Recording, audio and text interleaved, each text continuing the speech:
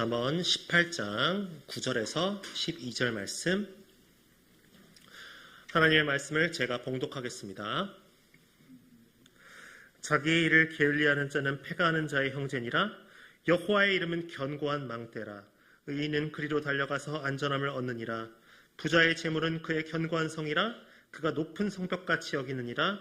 사람의 마음의 교만은 멸망의 선봉이요 겸손은 존귀의 길잡이니라. 아멘.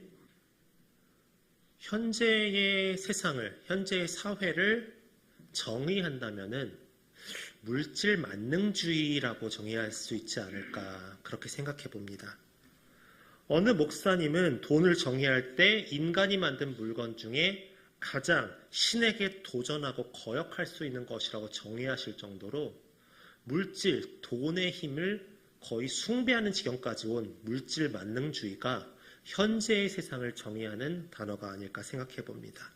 일단 돈만 있으면 무엇이든 할 수 있다는 믿음이 팽배해 있습니다. 하나님의 이름이 들어갈 자리에 돈이 있습니다. 재물이 있습니다. 인간 세상을 지탱해왔던 많은 가치관들이 돈 앞에서 무너지고 있습니다. 의리와 사명감이나 장인정신이나 그런 것들이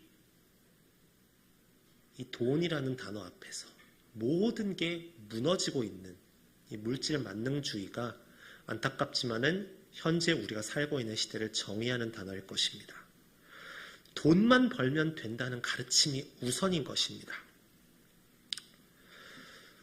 삼성의 고 이건희 회장, 그 사람이 이제 세상을 떠났을 때 물려준 재산 액수가 26조 원이었습니다. 말이 쉬워서 26조지, 제가 뭔가 일을 했는데 정말 잘 돼서 연봉을 10억을 번다 하더라도 무려 2만 6천 년 동안 돈을 벌어야 할 수 있는 그런 액수인 것입니다. 한마디로 불가능하다는 거죠. 그리고 고 스티븐 잡스, 애플의 창업자의 스티븐 잡스는 그가 사망했을 때 애플과 디즈니 주식 등 물려받은 액수가 275억 달러, 그러니까 32조 4,800억 정도의 재산을 남겼습니다. 실로 셀 수가 없을 정도의 재산입니다. 그러나 이제 그들에게 그런 것이 무슨 의미가 있겠습니까? 27조, 32조? 아니요. 27경, 37해의 재산이 있다 한들 자긴 죽었는데요. 죽음 앞에 그 많은 재물이 무슨 소용이 있단 말입니까? 아무것도 소용이 없습니다. 그 많은 재물들이 있어도 육신의 죽음을 막아주지 못했습니다. 그리고 앞으로도 그럴 것입니다. 정해진 때에는 누구나 다 하나님께 가게 되어 있습니다. 심판의 보좌 앞에 가게 되어 있습니다. 중국에는 아직 사형제도가 남아있습니다. 그래서 중국에는 아직도 사형수들이 있고 사형 집행이 많이 이루어집니다. 실제로 중국에 적지 않은 사형수들이 있는데 거기 교도관들이 죄수한테 험하게 대하기로 유명하거든요. 엄청나게 찍어 누르고 엄청나게 강압적으로 누르는 걸로 유명합니다. 그런데 그 교도관들이 마지막 날에는 그렇게 친절하게 대해준답니다. 과일도 정성껏 깎아주고요. 게임이나 카드 게임을 즐기게도 해주고, 다른 죄수들과 수다도 떨 수 있게 해주고, 만약에 여죄수일 경우에는 매니큐어를 칠하게 해주든지 화장해주든지 그런 거 다 해주고, 먹고 싶은 것도 실컷 먹게 해준다고 합니다. 그러나 대부분은 그렇게 해줘도 누리질 못한답니다. 아무리 맛있는 걸 갖다 줘도 제대로 먹지도 못하고, 아무리 재밌는 게임과 재밌는 수다의 시간을 줘도 말도 못하고 그냥 침잠되어 있는 심령을 어쩔 수가 없어 한답니다. 가끔 개 중에는 그 모든 걸 다 잊고 재밌게 놀고 먹고 마시는 사람이 있습니다. 그러나 이제 들어가야 할 때가 다가오면 누구라도 말할 것 없이 다 무너져 버린다고 합니다.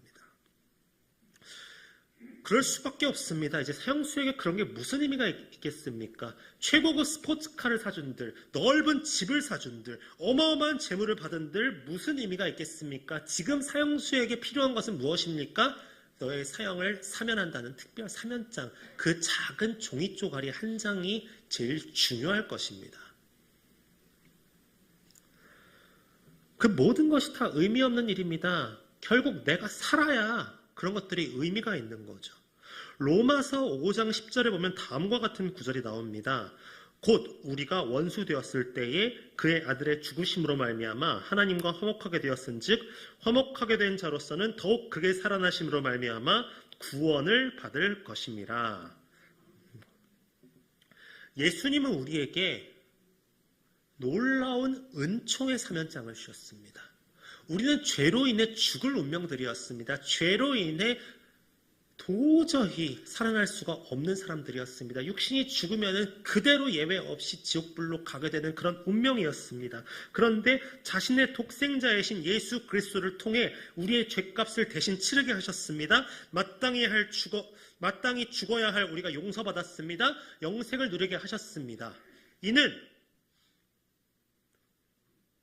죽음의 코앞에서 사면장을 받은 사형수의 마음과 다를 게 없을 것입니다. 우리는 우리가 죽는다는 것을 알고 있잖아요. 여기 계신 분들, 100년 후에 여기 있는 사람들 누가 있겠습니까? 다 육신의 옷은 벗어 던질 것입니다. 그런데 그 육신의 옷을 벗어 던졌을 때 우리가 지옥으로 갈 것을 알고 있었는데 그것을 죽음의 문턱에서 특별 사면장에 나와서 우리를 건져주신 게 무엇입니까? 십자가의 사건입니다. 예수 그리스도께서 우리의 죄를 사하여 주셨습니다. 그렇다면 죽음 앞에서 사면장 받은 사형수의 마음을 우리가 헤아려 봐야 되지 않겠습니까? 왜냐하면 그것이 우리가 가져야 될 마음이기 때문입니다. 우리가 잘해서가 아니에요. 우리는 오간에 갇힌 사형수처럼 우리가 잘 노력해서 얻은 것이 아닙니다. 우리는 이제 죽어야 되는구나 해가지고 모든 것을 다 포기하고 가고 있는데 하나님께서 우리를 사랑하시어 그냥 사면해 주신 거예요. 재물은 인간의 삶을 좀 더 잘 누릴 수 있도록 도와주는 편의도구이지 그것이 감히 신을 대신할 수가 없습니다. 현재 세상엔 평생 돈을 물쓰듯 써도 다 못 쓸 만큼 돈을 모으고도 계속해서 욕심을 내는 사람들로 넘쳐나고 있습니다. 세상에 이미 평생 물쓰듯 써도 못 모을 만큼 재물이 많은 사람이 이 세상에 굉장히 많아요. 그렇지만은 그 사람들이 이제 벌 만큼 벌었으니까 이제 사회 환원을 하고 내 먹을 만큼 남기고 그렇게 살겠다라고 하는 사람 기억나시는 이름이 있으십니까?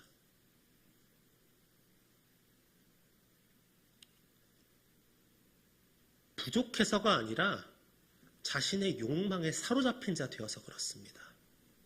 내가 지금 먹고 살려고 하는 것이 아니라 이미 나는 그런 것은 관심 밖입니다. 내 욕망, 이 마르지 않을 욕망을 어떻게든 채워 넣으려고 부질없는 짓을 계속하는 겁니다. 이쯤 되면 재물이 우상이 아니라 신이 되어버렸습니다. 결국 다 바스라져 없어질 것들입니다. 저 또한 그 없어질 것들에 어쩔 수 없이 집착하는 인간임을 고백합니다. 삶에서 필요한 만큼만 누리고 그 은혜가 주님으로부터 온다는 사실을 잊지 말아야 할지인데 허구한 날 까먹고 내가 없는 것에만 불평하는 부족한 죄인임을 고백합니다. 우리 모두가 그렇지 않겠습니까? 한없는 주님의 은혜를 잊지 말아야 하겠습니다. 본문에 나오는 망대는 말 그대로 망을 보기 위해서 세워놓은 탑입니다. 우리가 전망대라고 하면 이제 앞에를 그 조경을 널리 볼 수 있는 걸 말하지 않습니까? 망대라 하는 것은 현 시대에는 관찰의 목적으로 높은 곳에서 이제 관찰하고 바라보는 용도로 사용되지만은 구약 시대의 망대는 군사적 목적에서 성을 지키는 것, 침략자의 동향을 감시하기 위해서 성문 위나 성벽 모서리에 세워놓은 파수대를 의미합니다. 이 파수대가 있으면은 외부로부터 누가 오는지 알 수도 있고 외부로부터 위험을 경고할 수도 있습니다.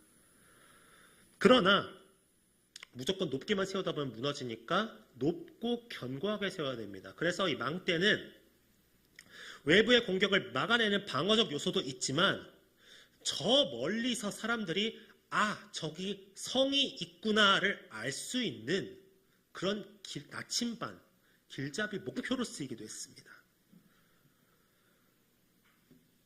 본문에서는 하나님의 이름을 어떤 경우에도 무너지지 않는 견고한 망대라고 표현하고 있습니다. 의인은 견고한 망대가 되는 하나님의 이름으로 달려갈 때 안전함을 얻을 수 있다고 했습니다. 하나님의 이름을 지극히 높이고 하나님의 이름을 영화롭게 하려는 그 모든 이들, 하나님은 그런 이들이 지치고 어려울 때 언제나 어디서든지 견고한 망대처럼 서 계시고 우리 안에 계시고 우리의 피난처가 되어주시는 주님이십니다. 제가 어릴 적에요, 한 30몇 년 전쯤 됐던 것 같습니다. 동물원에 간 적이 있습니다. 그 서울랜드에 있는 그 동물원에 간 적이 있습니다. 친구들과 친구 부모님들과 같이 갔던 길이었는데 이제 동물들을 보는데 제가 동물들을 좋아하거든요. 그래서 되게 재밌게 흥미롭게 봤었습니다. 그래서 어느 정도 본 다음에 적당한 곳에 자리 잡고 이제 놀았는데 아무래도 저는 제가 보고 싶던 동물인 사자를 못 본 게 너무나 아쉬웠습니다. 그 나이 때 남자애들이 다 그렇지 않겠습니까? 작고 예쁜 동물들보다는 오로지 힘쓰고 무거운 그런 큰 동물 좋아하는 거는 그건 너무나 당연하지 않겠습니까? 저는 그날 사자를 너무 보고 싶었는데 그날 저희가 가는 동산에 사자가 없어서 보지를 못했습니다. 그래서 어머니한테 따로 떨어져서 사자만 얼른 보고 오겠다고 했습니다. 어머니가 너 혼자 길 찾을 수 있겠냐 걱정하셨는데 고집 세워서 제가 달려갔습니다. 무시하고 금방 올 거라고 해서 달려갔습니다. 여기까지 들으셨으면 결과는 이미 다 아시겠죠. 왜 30년 전이나 지난 얘기를 제가 기억하고 있겠습니까? 이미 여러분들의 표정에서 이 스토리의 결과를 알고 계실 거란 짐작이 듭니다. 당연히 보고 싶은 사자를 본 것까진 좋은데 길을 잊어버렸습니다. 도대체 그 동물원이 그렇게 넓던지 요즘 가보면 별로 크지도 않던데 그렇게 넓던지 도저히 모르겠는 거예요. 몇 바퀴를 돌고 돌았는데 못 찾아서 결국 입구에 와서 누구누구 어린이 엄마를 찾습니다. 방송을 한 끝에 저희 어머니를 찾아서 돌아왔던 기억이 납니다. 그런데 여러분 생각해 보십시오. 동물원이 바뀐 게 아니에요. 주변 환경이 바뀐 게 아닙니다. 동물원은 그대로였어요. 환경은 그대로였습니다. 제가 좋아하는 동물들이 있는 주변 환경은 그대로였습니다. 그런데 뭐가 바뀌었습니까? 즐거움을 누릴 수 있는 근거가 없어졌습니다. 환경을 누릴 수 있는 근거가 없습니다. 바로 부모의 보호가 사라진 겁니다. 환경은 그대로 남아 있었는데 부모의 보호가 있냐 없냐에 따라서 그곳이 재밌고 너무나 즐거운 장소에서 나는 못 찾으면 어떡하지? 나 이제 어떡하지라는 불안감을 주는 장소로 돌변해버린 것입니다. 더 이상 즐겁지도 기쁘지도 않는 환경이 되었다는 것입니다. 그걸 깨닫는 순간에 이미 늦었다는 것이죠. 여러분은 지금 여러분이 누리는 환경이 기쁘십니까? 만약 기쁘다면은 그것은 지금 하나님께서 보호하고 계시기 때문입니다. 하나님께서 이끌어주고 계시기 때문입니다. 우리가 누리는 환경이 기쁘다면은 우리가 하나님을 수시로 잊고 그 은혜를 계속 까먹고 계속 불평불만 하더라도 우리를 사랑하시는 하나님이 항상 우리와 함께 계시기 때문에 그 축복을 누릴 수 있어서 기쁜 겁니다. 에베소서 2장 8절 말씀에 보면 다음과 같은 구절이 있습니다. 너희는 그 은혜에 의하여 믿음으로 말미암아 구원을 받았으니 이것은 너희에게서 난 것이 아니요 하나님의 선물이라 되어 있습니다. 그렇습니다. 구원은 하나님의 선물입니다. 우리가 회개하니까 하나님께서 주신 것이 아니라 처음부터 하나님께서 우리에게 주신 선물입니다. 더 분명히 말하면은 언제나 그 자리에 서 계시고 우리 안에 계신 하나님 그 자체가 우리에게는 선물입니다. 누가복음의 탕자 비유에서도 아들이 재산을 달라고 할 때도 재산을 갖고 타국에 나가다 소비할 때도 고생고생한 끝에 궁핍함을 다 맛보고 돌아올 때도 하나님 아버지는 이전이나 지금이나 변함없이 동일한 마음으로 아들을 기다리고 있었습니다. 우리가 회개해야 하나님이 받아주시는 게 아닙니다. 우리가 회개해야 하나님이 보이는 거예요. 하나님은 계속 그 자리에 계십니다. 우리가 회개하면 받아주시는 게 아니에요. 우리가 회개하든 안 하든 하나님은 계속 그 자리에 계시는데 회개하면 하나님의 은혜가, 하나님의 사랑이, 하나님께서 나를 얼마나 사랑하시는지가 비로소 보이는 겁니다. 우리가 차를 몰고 어디로 갈 때 저 멀리 목적지가 보이면 자 이제 다 와간다라고 마음이 좀 편해지지 않습니까?